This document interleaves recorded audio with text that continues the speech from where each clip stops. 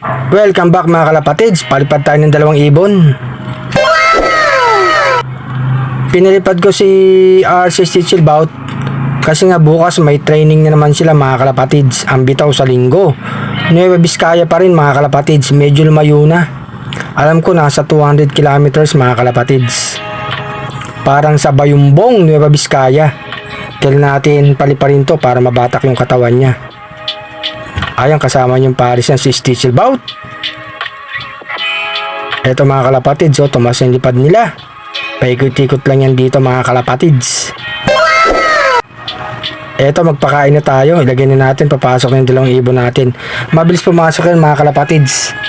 Abangan natin dito. Papasok na yan. Lalayo ako ng konti mga kalapatids. Eto nga ayan na. Papasok na yung mga kalapatids. Ayan na si RC Chillbout. Papasok na yung babae mga kalapatids. Susunod na si RC Chillbout. Umiikot pa. Ayan, tumalo na mga kalapatids.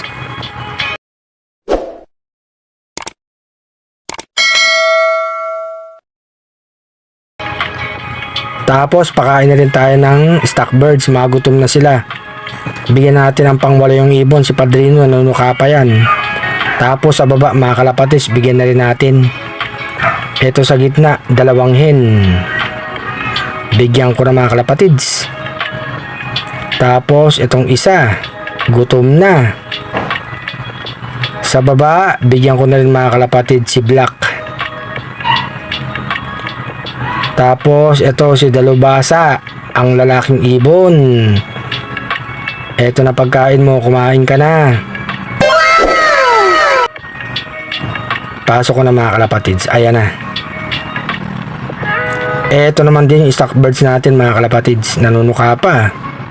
Kumain ka na dyan. Ito nga mga kalapatids, papainumin ko yung 2 ibon natin. Uminom na yung babaeng Chillbout. Si RC Chillbout ayaw pang uminom mga kalapatids. Abangan na naman sa linggo. Nueva Vizcaya na naman si RC Chillbout. Mapapalaban na naman mga kalapatids. Ito na yung mga alaga natin. Nagpakain na tayo at nagpainom na. Ito nga si RC Love mga kalapatids. Happy flying sa lahat.